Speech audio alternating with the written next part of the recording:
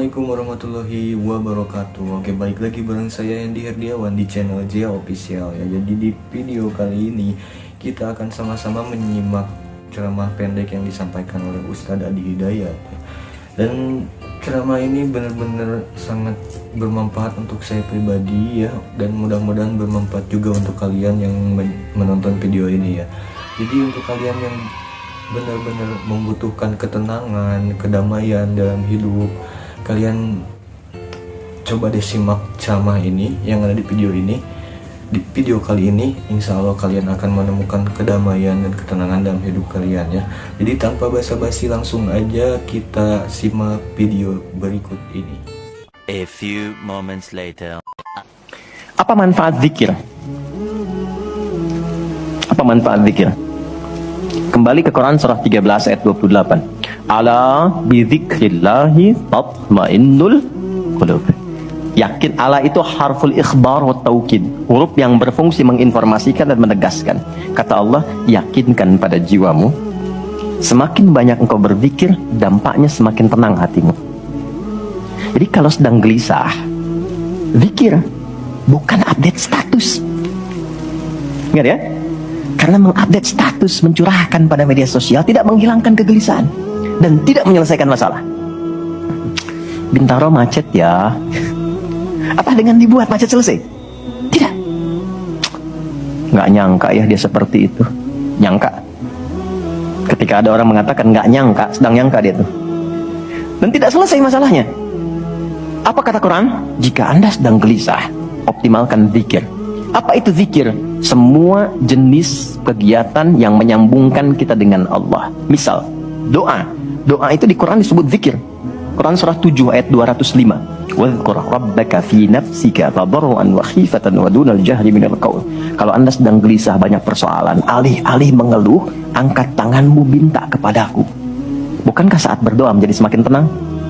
Solusi belum datang, tapi hati lebih tenang kan? Dan jiwa yang tenang itu melahirkan pemikiran yang gemilang, hasil yang cemerlang. Jadi begitu kita lebih tenang, lebih mudah menanti solusi. Anak belum pulang, doa. Besok ada ujian, doa. Ada proyek mau dilakukan, kita gelisah, doa. Itu fitrah. Quran itu disebut zikir. Quran surah ke-15 ayat 9. Inna nahnu nazzalna dzikra wa inna lahu lahafidhun. Kalau sedang gelisah, masalahnya kompleks, ambil wudhu, ambil mushaf, buka. Itu baru pegang mushaf, baru buka, dampaknya ke hati itu kuat. Begitu Anda baca dengan suasana yang tenang, nyaman ke jiwa. Yang paling dahsyat kadang-kadang dibuka mushafnya, acak keluar ayatnya sesuai dengan masalah kita. Tuh. Itu Quran ya. Apalagi kalimat thayyibah, subhanallah, alhamdulillah, Allahu akbar, masya Allah, astagfirullah, itu zikir. Quran surah 4 ayat 103. Fa idza qadaytumus salata fadhkurullaha. Makanya ketika Anda mendapatkan nikmat, alhamdulillah, hati lebih tenang. Tidak menggunakan nikmat dengan hal-hal yang tidak positif. Ada sesuatu, astagfirullah. Ada keluhan, ya Allah, lebih tenang. Akumulasi semua bentuk zikir itu ada dalam salat. Di salat ada subhanallah, ada ya. Di salat ada alhamdulillah, ada. Di salat ada Allahu akbar, dibuka dengan takbir. Di salat ada Quran, ada Al-Fatihah, Quran, kita salat baca Quran. Apa lagi? Apakah di salat kita kemudian membaca kalimat thayyibah? Baca. Berdoa? Iya, isinya semua doa. Maka ketika semua jenis zikir dikumpulkan, itu berubah menjadi salat.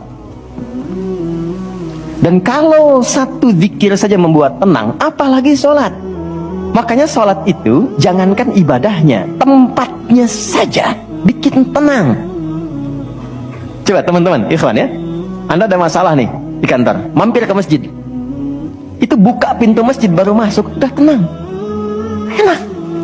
Makanya saya sering katakan, sering share dengan beberapa kawan, Anda kalau sedang kerja, coba pulangnya jangan langsung ke rumah, mampir ke masjid dulu. Yang terdekat ya dengan rumah, yang terdekat. Mampir ke masjid, sholat 2 rakaat. Di situ sampaikan, ya Allah, aku telah berikhtiar seperti apa yang telah Engkau perintahkan, dan aku bertawakal akan rezeki yang telah Engkau tetapkan.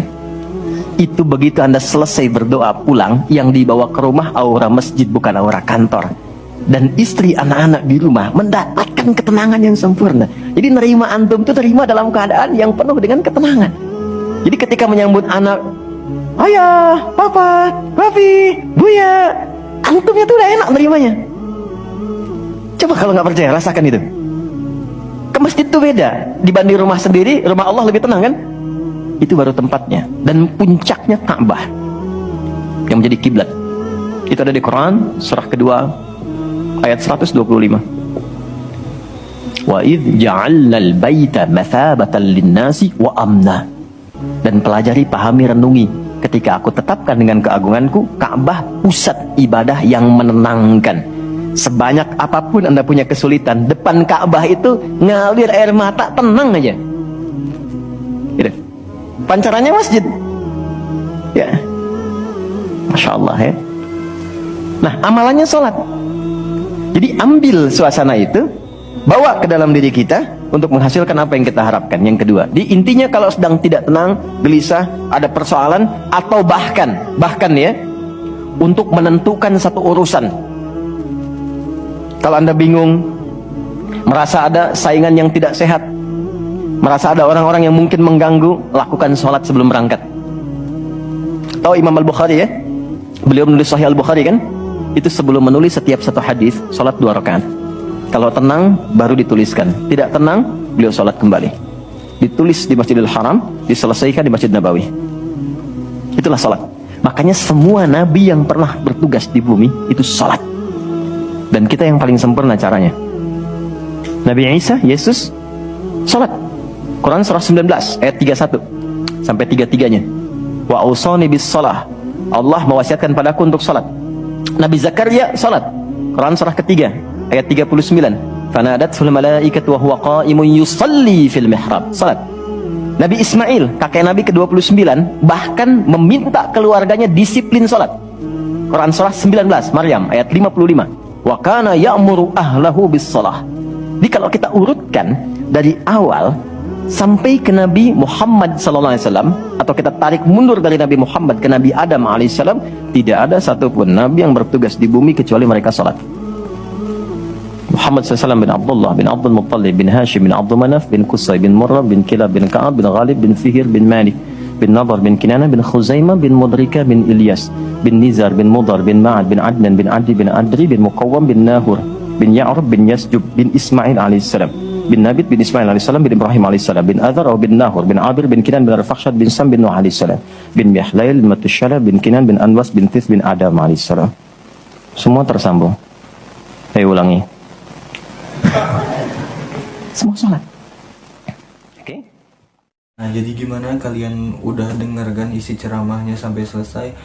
Dan isi ceramahnya tuh bener-bener Masya Allah banget, bener-bener jelas banget dan bermanfaat banget untuk saya pribadi khususnya. Dan jika kalian ngerasa video ini atau konten ini bermanfaat untuk kalian semua, maka kalian bantu support channel ini dengan cara subscribe, like, and share video ini ke semua sosial media kalian ya. Dan khususnya mudah-mudahan video ini juga menjadi amal jariah dan pahala jariah untuk beliau Ustadz Adi Hidayat dan untuk saya pribadi yang nge-share juga ya. Dan mungkin cukup sekian untuk video kali ini. Sampai jumpa di video berikutnya. Assalamualaikum warahmatullahi wabarakatuh.